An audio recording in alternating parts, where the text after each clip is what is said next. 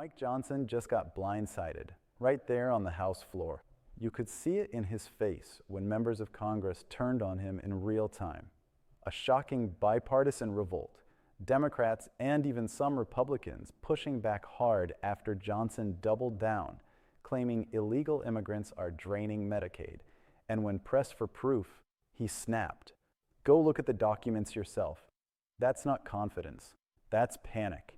The speaker just exposed his own weakness, and Washington smelled blood. This isn't just a policy clash. It's a power collapse in motion. And what happened next? You won't believe who walked out. My question is, if Republicans and Democrats can agree to a one-year extension to the ACA subsidies, removing this sort of talking point of illegal immigrants draining our resources, as you sit here and lie about this, would you support that bill and bring it to a vote on the House floor? This is a big question that I have for you. Thank you. Yeah, well, not lying. I'm telling you the truth, and you can go look at all the documents yourself. Don't look at Republican paperwork. Look at the Congressional Budget Office, who said that we had at least 1.4 million illegal aliens draining the resources from Medicaid. Mike Johnson says he's not lying. It's a real tell there. Says immigrants are draining resources from Medicaid, and you can go, quote, look at the documents yourself. When your government goes dark, literally, half the lights out in the Capitol, workers unpaid, citizens anxious. That's not gridlock. That's a choice, a deliberate decision to hold democracy hostage for leverage. As the government shutdown hits its 12th day with no end in sight, only half the Capitol has its lights on.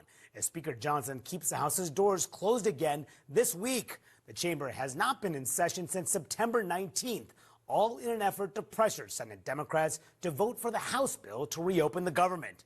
But that strategy, as well as Trump's mass layoffs of federal workers this past Friday, is raising questions from some Republican lawmakers. And right now, that's exactly what Speaker Mike Johnson and the Trump-aligned faction of the Republican Party are doing.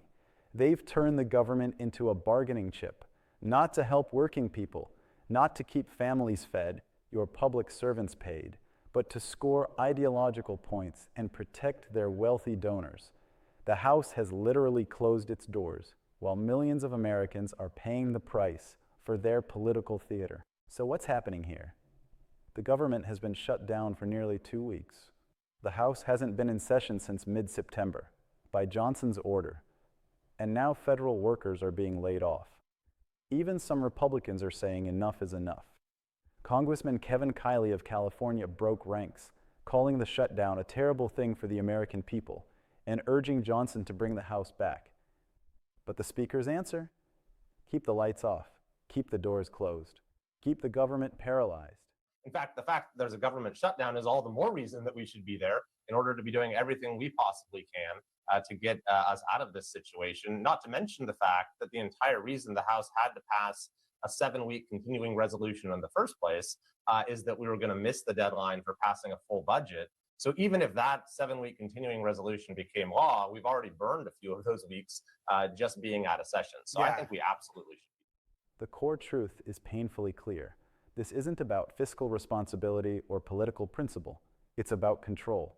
Trump's control over the Republican Party and the party's control over our democratic institutions. Mike Johnson isn't leading. He's following orders. Orders from a man who wants chaos, because chaos is power. You can feel it in every detail. Trump fires thousands of federal workers, real people with families and mortgages, and the Speaker of the House rewards him by doing nothing. It's performative paralysis. They've turned governance into a stunt, and the victims are ordinary Americans who just want to live in a functioning country. The White House went even further, announcing on Friday that more than 4,100 employees will be fired. Are you okay with the White House taking this drastic step? Even within their own ranks, cracks are showing. Republican Senator Lisa Murkowski is openly worried about the damage. GOP Congressman Kiley says, flat out, there's no justification for being out of session. Yet Johnson's response is to double down, blocking even the swearing in of a newly elected Democratic member, Adelita Grijalva, until the government reopens, something he alone is preventing. Think about that. An elected representative, chosen by voters, barred from taking her seat. Congressman, as you know, as the House has been out, it's been almost 3 weeks since Democrat Adelita Grijalva won her race to fill a vacant House seat. Yet the Speaker is breaking with past precedent and has said she will not be sworn in until the government reopens. You've noted you've been concerned about the Speaker's approach. Why? Well, the woman, I think she won her election. It's a duly, she's the duly elected member of Congress from that district, and she should be sworn in. I don't know why this is an issue. That's not just dysfunction. It's disenfranchisement. It's the quiet normalization of authoritarian habits. You don't need tanks in the street to break democracy. Sometimes all it takes is a speaker who decides elections only count when they favor his side. Now, zoom out, because this shutdown isn't just about budgets or policy disputes. It's about what kind of country we are willing to become. On one side, you have people like Senator Chris Murphy, who's saying, look, this government needs to reopen. Families can't take this, and we cannot let billionaires write the rules while everyone else pays the price. On the other side, you've got Trump's loyalists bragging that every day the shutdown continues is better for us, better for them, not better for you, not better for anyone who depends on a paycheck, a healthcare plan, or a stable democracy. But the minority leader gave an interview to Punchbowl this week. I mean, there is just also the bare bones politics of this. And in that interview, he said, every day this goes on, every day gets better for us. The Speaker of the House said that was a callous statement. This is what moral rot looks like in real time. A political movement so addicted to resentment and power that they would rather wreck the country than share responsibility for fixing it. Johnson shuts down Congress because governing requires compromise, and compromise is weakness in the Trump playbook. Trump orders mass layoffs because human cost doesn't matter when the goal is spectacle. And while Washington burns, they blame Democrats for holding the matches. Let's not lose sight of what's actually at stake.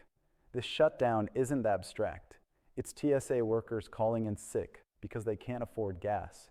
It's small business loans frozen. It's veterans waiting for benefits. It's families staring down medical bills that just keep climbing because the same Republicans behind this shutdown are trying to raise healthcare premiums by 75% to fund tax breaks for the ultra-rich. Republicans are boycotting those negotiations. They are boycotting negotiations to reopen the government because they are desperate to raise premiums on people in this country by 75% in order to finance their tax cut for the wealthy. Their only priority. That's the heart of it. This entire spectacle serves the same small circle of interests. They call it fiscal conservatism, but it's really economic cruelty disguised as politics. When Democrats fight to reopen the government, they're not fighting for party advantage. They're fighting for stability, for function, for sanity. Republicans, under Trump's shadow, are fighting for something else entirely. Chaos as a tool of control. What Mike Johnson is doing right now is Trumpism in miniature. The chaos isn't a byproduct, it's the point.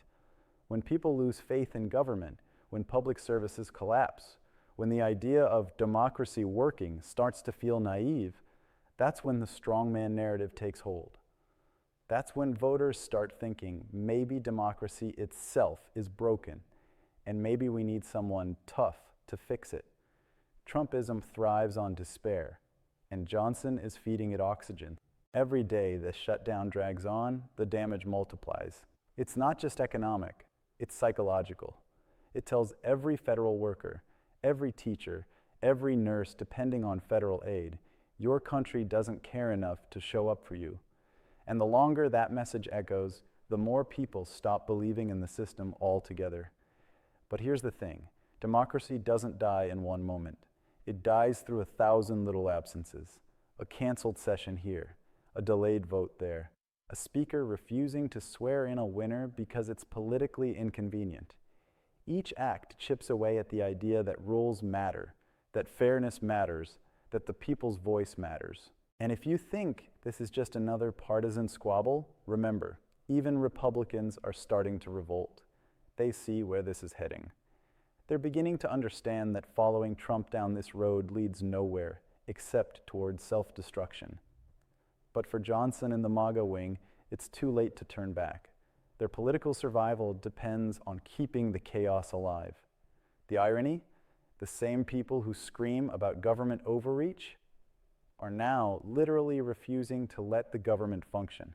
The same crowd that claims to defend the Constitution is now undermining the most basic principle of representation, that every district deserves a voice in Congress. And what about the rest of us? We're the ones paying the price. The voters who just want their government to work. The public servants being laid off, while billionaires get more tax breaks. The Americans who still believe that democracy, while messy and imperfect, is worth fighting for. So when we look at this moment, the lights off in the Capitol, the empty chambers, the ghost town that used to be the heart of our democracy, we should see it for what it is, a warning, a glimpse of what Trumpism looks like when it's normalized, bureaucratized, dressed in suits and ties instead of red hats. Not getting a paycheck problem. Where's the House of Representatives, Margaret? They're on vacation. The only way you can solve a shutdown is to have two parties that are in Washington negotiating. This is pretty simple. Republicans are boycotting negotiations. They're in the witness protection program all over the country, refusing to even show up for work. If they're serious about sitting down and reopening the government, they would be in Washington rather than spread out all over the country.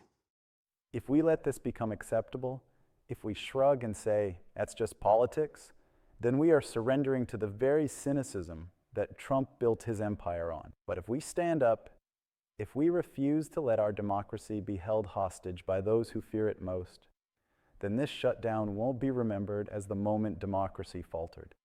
It'll be remembered as the moment it woke up.